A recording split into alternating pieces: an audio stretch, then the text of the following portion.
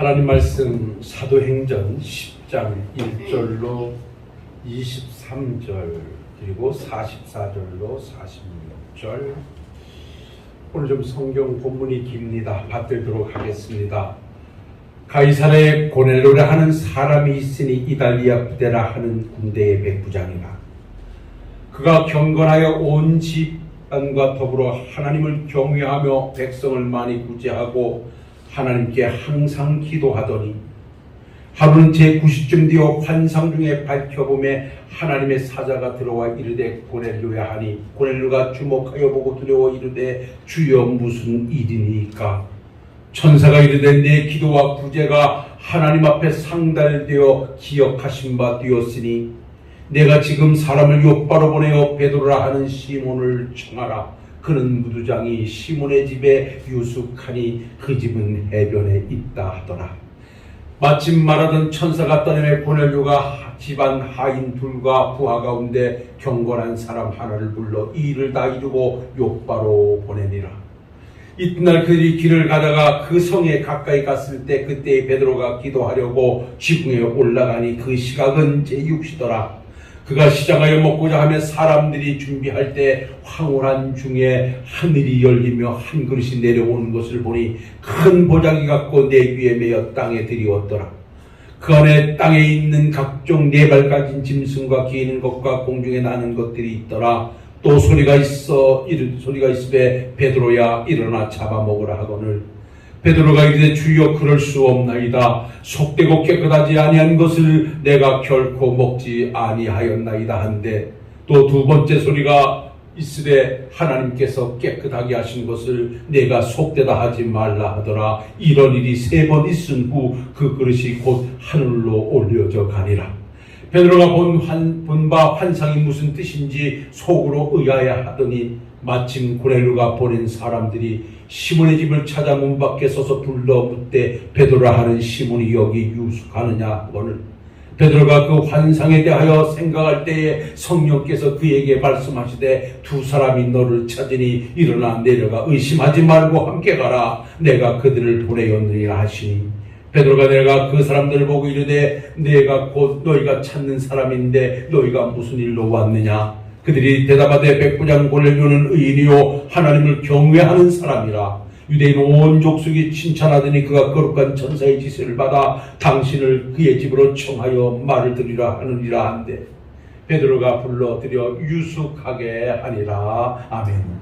44절부터 보겠습니다. 베드로가 이 말을 할 때에 성령이 말씀을 듣는 모든 사람에게 내려오시니 베드로와 함께 온 할례받은 신자들이 이방인들에게 성령 부어주심으로 말미암아 놀라니 이는 방언을 말하며 하나님의 높임을 들으미라. 이에 베드로가 이르되 이 사람들이 우리와 같이 성령을 받았으니 누가 능히 물로 세례 베품을 금하리요 하고 명하여 예수 그리스도의 이름으로 세례를 베풀라 하니라. 그들이 베드로에게 며칠 더 머물기를 청하니라. 아멘. 오늘 이 본문의 말씀을 가지고 하나님께서 주선해 주신 만남이라는 제목으로 은혜를 나눠보겠습니다. 노사연 씨가 노래를 했던가요? 우리의 만남은 우연이 아니었어. 그것은 우리의 바람이었어. 우리의 만남도 우연은 아닙니다. 그 만남은 하나님의 바람이었고 하나님의 은혜 속에 우리의 만남이 이루어졌다는 전제를 놓고 왜 하나님은 오늘 고넬료라고 하는 사람과 베드로라는 사람의 만남을 주선하셨던가 성령 강림주의를 통해서 이 말씀 속에 감추어진 은혜를 함께 나눠보도록 하겠습니다. 사실 오늘 이 이방인이었던 고넬료와 유대인이었던 베드로의 만남은 사도 바울의 개종만큼이나 대사건으로서 복음이 전 세계로 확산되는데 대단히 기여한 아주 어마어마한 사건 중에 하나입니다. 아시는 대로 우리 주님께서 십자가에 돌아가시고 가시면서 내가 보혜사를 보내겠다고 약속하시고 마가다락방에 내렸던 오순절 성령 강림은 그야말로 꽁꽁 숨어 복음 확산에 주저하고 있던 주의 제자들에게 다시 밖으로 나가 담대히 예수가 그리스도라는 사실을 전하고 유대인들이 죽인 예수가 바로 구세였다는 사실을, 그리고 그 예수는 하나님께서 다시 부활시키셨다는 사실을 전하는 것으로 예루살렘 교회는 놀라운 부흥의 역사를 가져왔습니다.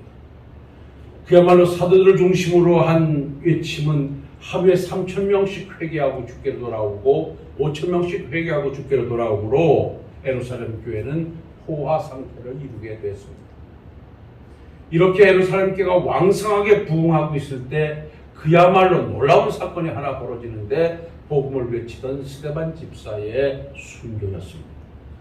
스데반 집사는 그야말로 죽음을 각오하고 예수를 십자가에 처형한 종교 지도자들을 향해서, 유대인들을 향하여 당신들이 죽인 예수가 바로 구세주였고 그 예수가 바로 우리 하나님이 살리신 우리의 메시아라고 증거하자, 그 말을 듣고 가슴에 찔림을 받았던 유대인들이 돌을 들어 스데반 집사를 때리는 것으로 스데반 집사는 장렬하게 순교하게 됩니다. 이렇게 되어지자 예루살렘 교회는 바로 유대인들의 박해가 시작되는 것으로 위축되기 시작할 때 그때 한 사나이가 등장했는데 그것이 바로 사울이라고 하는 자였습니다. 사울이라는 자는 성경이 기록한 대로 율법으로나 혈통으로나 학문으로나 빠질 것 없이 완벽한 자로, 그는 예수 그리스도를 믿는 자를 핍박하는 선봉장이었습니다. 그래서 8장에 보면 스데반 집사의 순교도 당연한 것이라고 가표를 던졌던 자가 사울이었고, 그러던 중에 다메섹 도상에 주를 믿는 주의 백성들이 모여 있다는 소식을 듣게 되는 사울이 제사장들에게 가서 본문을 받아가지고 그들을 결박하기 위해서 다메섹으로 향하여 갑니다. 그때 다메섹 도상에서 부활하신 주님께서 사울을 만나셔서 강한 빛으로 사울을 꼬꾸라뜨리십니다. 이때 사울이 엎드려서 하늘 향하여 외치는 한마디가 주여 누구시옵니까? 라고 엎드려서 그가 부르짖자 하늘에서 음성이 들리기를 내가 박해하는 예수라고 우리 주님이 말씀합니다. 그리고 거기서 우리 주께서 그를 앞을 못 보게 하신 이후에 강한 빛으로 그는 붙들려서 다메섹 안으로 들어가게 되고, 하나님은 아나니아라는 사람을 시켜서 그에게 안수하여 눈을 뜨게 하신 이후에 사울을 바울로 바꿔내시면서 그 다메섹 도상에서 복음 증거를 시작하게 됐던 것이 바로 사울이라는 자가 바울로 변하는 역사의 현장이었습니다. 이렇게 바울이 개종하고 그가 피신하여 있다가 예루살렘으로 올라가는 과정 속에 활발하게 복음을 들고 외쳤던 자가 바로 베드로였습니다. 베드로를 통하여 일어나는 이적은 그야말로 각종 창설 직원으로서 상상이적의 기적을 행하면서 복음을 확산해 가던 중에 그때 이달리아라고 하는 이방인에서 와서 로마를 지배하고 있던 그 나라의 백부장이 그야말로 경건하게 하나님을 잘 섬기고 기도의 자리를 만들고 구제의 자리를 만들면서 하나님을 경외하는 정말 믿음 있는 한 사람이 있었습니다. 하나님이 그 사람을 눈여겨보셨다가 하루는 고넬료가 기도하는 시간에, 오늘 여기 보면 이가 9시쯤 돼서 기도의 자리를 만들었다 그러니까 오후 3시쯤 돼서 정한 시간에 기도의 자리를 만드는데 환상 중에 하나님께서 그에게 나타나셔서 오늘 네 기도와 네 구제가 내게 상달되었으니 너는 욥바로 사람을 보내서 무두장이의 집에 거하는 베드로를 청하여 오라, 이렇게 말합니다. 여기 무두장이 집이라고 하는 것은 가죽을 만드는, 피혁을 만드는 그러한 사람들의 집입니다. 그래서 그 고넬료가 이러한 주의 음성을 듣고 난 후에 그가 그야말로 하인들과 경건한 한 사람을 불러서 내가 기도 중에 환상 중에 하나님께서 이렇게 말씀하시니 너는 욥바로 내려가서 무두장이의 집을 찾고 거기서 베드로를 만나서 이 사실을 전하거라, 이렇게 해서 이들이 그 명령을 받고 욥바로 가게 됩니다. 근데 그 이튿날이 되었습니다. 그 이튿날 베드로는 역시 정한 시간에 베드로가 기도하는 시간은 그야말로 6시라고 했으니까 정오가 되겠지요. 6시간의 시간 차이가 있으니까 정오의 지붕에 올라가서 기도를 하는데 시장하게 돼서 밥을 먹으려고 준비를 시키는데 화물경에, 이것도 환상 중입니다. 하늘에서 큰 바구니에 네 보자기 같은 곳에 이렇게 뭐가 하나 내려오는데 그 안에 보니까 그야말로 짐승들이 그야말로 먹을 수 없는 짐승들, 기는 짐승들, 나는 짐승들이 꽉 채워져 있습니다. 그리고 하늘에서 음성이 들리기를 베드로야 너는 그것을 잡아먹으라 이렇게 말씀을 해요. 그때 사실 유대인들은 그 불결한 그러한 짐승을 먹을 수 없는 것이 율법에 정한 것이거든요. 그래서 베드로가 나는 지금까지 그것을 먹지 않았습니다. 먹을 수 없습니다. 라고 거절하자 하나님께서 깨끗하게 하실 것을 네가 왜 더럽다고 못 먹느냐 라고 주께서 3번이나 말씀을 하시기 위해 그 보자기가 하늘로 올라가게 됩니다. 이때 베드로는 이것이 무슨 뜻이지? 하나님께서 이런 환상을 내게 왜 주셨지? 하고 생각하고 있는데 밖에서 사람들이 베드로를 찾습니다. 그래서 베드로가 나가서 보니까 너희들이 왜 나를 찾느냐라고 찾아서 무슨 소린가 했더니 하나님께서 베드로에게 말씀하시기를 내가 너를 찾는 사람을 보냈으니 의심하지 말고 내려가서 함께 하거라 그럽니다. 그래서 베드로가 나가서 그들을 만나보니까 그들이 대답하기를 저희들은 고넬료라고 하는 상전을 모시고 있는데 그가 기도 중에 이런 환상을 듣고 요바로 보내요. 그야말로 시몬의 집에 있는 베드로를 청하라 해서 왔습니다. 라고 했더니 베드로가 하나님의 음성을 듣고 그들과 함께 그야말로 고넬료가 있는 지역으로 올라갑니다. 올라갔더니 고넬료가 친척들과 많은 사람들을 모아놓고 베드로에게 말씀 듣기를 원합니다. 그래서 베드로는 하나님의 명령을 따라 이방인이었던 그들에게 주의 복음을 증거하기 시작했고 주의 복음을 증거하니 그들 모두가 예수가 구주임을 고백하며 그 순간 성령이 충만하게 임하게 되고 성령이 임하니 그 증거로 하나님의 은사를 주셨는데 모두가 방언을 통해서 하나님의 역사가 나타납니다.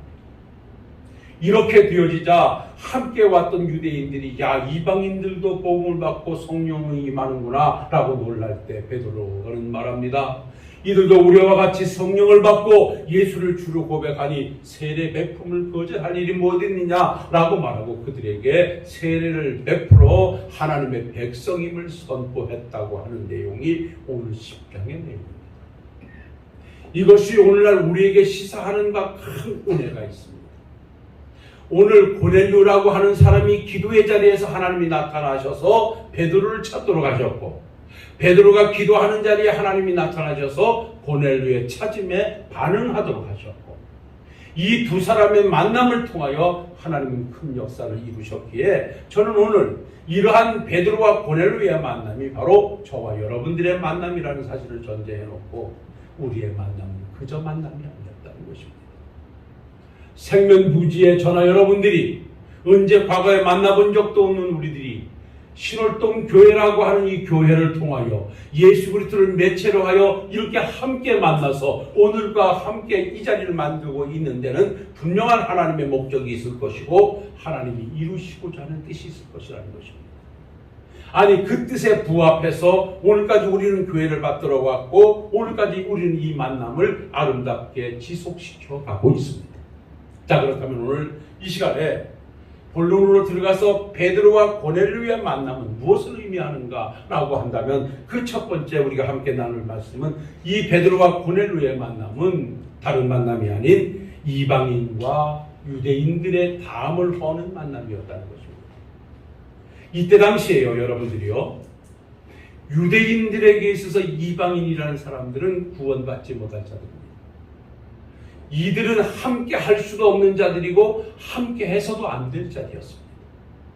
역시 이방인들 역시 그들은 유대인들의 자리에 범접하지 못한다는 어떤 이런 사고가 팽배해 있던 이런 상황입니다. 그래서 오직 구원은 유대인에게만 있고 이방인들은 구원받을 수 없다. 그래서 우리 주님께서 오셔서 이방인들을 그때 당시에 유대인들이 개 취급을 했듯이 개라고 부르시기도 했던 것이 바로 그러한 맥락에서 보여주었던 것입니다. 그런데 이렇게 유대인들은 그 단일 혈통을 주장하면서 유대인들을 그렇게 경멸했던 것은 그들이 혼혈 잡종이었다는 것이고 다신제도에서 있었다는 것 때문에 그들은 구원받을 수 없는 자들이라고 심지어는요 전해오는 외설에 의하면 이들이 목욕탕에 들어가 있다가 이방인들이 들어오면 옷을 입지 않은 채로 빨리 그 자리를 피했다고 할 정도로 이방인과 유대인들은 함께 앉지도 못하고 함께 있지도 못할 자리였습니다. 그런데 하나님께서 오늘 고넬료와 베드로의 만남을 주선하고 있어요. 고넬료는 대표적인 이방인이에요. 베드로는 대표적인 유대인이에요. 근데 바로 이 유대인과 이방인, 도저히 만날 수 없는 이들을 하나님은 지금 만남을 주선하고 있다는 것입니다. 그래서 베드로에게 보여주신 환상이 뭡니까? 하늘에서 보자기를 내려보내고 그 주간에 유대인으로서 먹을 수 없는 불결한 짐승을 그 안에 담아 넣으시고 베드로 보고 잡아먹으라는 것입니다. 베드로는 난 그거 먹을 수가 없습니다. 부족한 음식을 어떻게 먹습니까? 주님께서 말씀하시죠. 하나님이 깨끗하다 한 것을 네가 왜 속되다 하느냐? 잡아먹으라. 3번의 음성을 주시고 하늘로 올라갑니다. 이 말은 뭡니까? 그때 당시에 베드로만 해도 이방인에게 복음을 증거하는 것을 꺼리고 있었습니다. 유대인들이 성령을 충만히 받았다고 하면서도 이방인들을 경멸했고 그들에게는 복음을 전할 생각을 하지 못했습니다. 그러나 우리 주님께서는 분명히 말씀하시기를 성령이 너희에게 임하시면 너희가 권능을 받고 예루살렘과 유다와 사마리아와 땅끝까지 이르러, 즉 예루살렘과 유다만이 아닌 그들이 말하는 이방 지역이었던 사마리아와 땅끝까지 이르러 복음이 증거되어야 할 것을 선언하신 분이 하나님이십니다. 그런데 베드로와 유대인들은 그 지역까지는 가지 않아야 된다고 생각했습니다. 가면 안 된다고 생각했습니다. 그들과 상종하면 안 된다고 생각했습니다. 그러나 하나님께서는 그들의 그 관계를 깨지 아니하고는 하나님의 뜻을 이루실 수가 없었기에 하나님은 바로 고넬료와 베드로, 이방인과 유대인의 만남을 주선하셨던 것입니다. 그래서 그들의 만남을 통해서 그들이 막힌 담이 헐어지고 그들의 관계가 깨어지니 오늘 말씀처럼 복음이 그들에게 들어가게 됐고 그들도 바로 예수님을 구주라고 고백하고 세례에 동참하는 결과를 가져왔던 것입니다. 사랑하는 성도 여러분, 여기서 우리가 귀한 사실 하나를 발견한다면 오늘도 나를 통해서 주의 복음이 증거되기 위해서는 내가 지금 막아놓고 있고 쌓아놓고 있는 어떤 관계의 담을 우리도 헐어내야 한다는 것입니다. 그것이 가까운 친척들과의 담일 수도 있고 친구들과의 담일 수도 있고 이웃과의 담일 수도 있습니다. 이 담을 내가 헐어내지 아니하고는 그들에게 복음이 확산될 수 없음을 오늘 베드로와 고넬료의 만남, 이들의 만남을 통하여 이방인과 유대인의 담을 헐어버리는 시간, 바로 복음이 시작됐다는 사실을 기억하신다면 오늘도 우리의 만남이 우연히 이루어진 것이 아니라 하나님의 거룩한 뜻을 이루기 위해서 만난 만남이라면 오늘도 막힌 담을 헐어내시고 복음 증거에 앞장서실 수 있는 우리 사랑하는 식구들이 되실 수 있기를 주님의 이름으로 축원합니다. 자, 그렇다면 우리가 다시 한번 이 말씀을 이어가 본다 그러면 하나님은 왜 다시 한번 아는 말씀이지만 이방인과 유대인의 담을 헐도록 하셨던가? 라고 한다면 복음 확산을 위해서. 하나님의 뜻은 다른 데 있지 않습니다. 믿음의 사람 고넬료, 믿음의 사람 베드로를 만나서 이방인과 유대인의 담을 헐게 하셨던 그 목적은 단 한 가지, 복음 확산에 있었다는 것입니다. 사랑하는 성도 여러분, 우리가 오늘 이 자리에 만나서 함께 찬양하고 함께 교회를 받드는 데는 다른 데 목적이 있지 않습니다. 우리를 통하여 땅끝까지 복음이 확산되어져 가는데 목표가 있고 목적점이 있다는 것입니다. 하나님은 오늘도 우리에게 다른 걸 원하시지 않습니다. 우리를 불러 당신의 자녀 삼으신 후에 우리를 통하여 외적 부르심의 사사도로 보내시면서 죄악의 담을 허시고 이 땅에서 구속의 역사를 이루신 주의 복음을 증거하고 복음 확산의 역사를 만들기 위해서 오늘도 부르셔서 우리를 주의 은혜 안에서 인도해 가고 계신다는 것입니다. 그래서 성령은 오늘도 우리에게 역사하셔서 우리로 하여금 어느 자리서든지 빛된 삶으로, 소금 되어진 삶으로, 예수의 향기된 삶으로, 예수의 편지된 삶으로 예수를 증거하도록 독려하고 권장하고 계신다는 사실을 우리 함께 기억하신다면 우리의 만남의 목적은 다른 데 있지 않다. 바로 이방과 유대인의 담을 헐어 복음의 확산을 가져왔듯이 우리의 담을 헐어 하나님의 복음을 증거하라 오늘 이 자리에 갖다 놓으셨다는 사실을 한번 기억하신다면 성령의 귀한 음성을 따라 오늘도 변함없이 내일도 변함없이 주의 복음을 증거하는 일에 함께 매진해 갈 수 있는 우리 사랑하는 식구들이 되시기를 주님의 이름으로 축원을 드립니다. 자, 보십시오. 이제 말씀 속에 찾아가서 함께 은혜를 나눈다면 바로 베드로와 고넬료의 만남은 이방인과 유대인의 만남으로 그 담을 허는 만남이었고, 그 담을 허는 결과는 복음 확산에 있었는데, 그 복음 확산이 어떻게 만들어졌느냐? 오늘 말씀을 우리가 베드로는 그에 가서 말씀을 증거했고, 말씀을 받는 그들에게는 성령의 역사가 나타났다는 것입니다. 이것이 바로 만남의 목적이고 결과입니다. 우리 교회가 바로 그래야만 됩니다. 우리가 관계의 담을 헐어 주의 복음을 증거하는 우리의 자리에는 바로 주의 말씀의 역사가 나타나고, 그 말씀을 받는 그 자리에는 성령의 위로가 나타나는 아름다운 현장이 되려만 됩니다.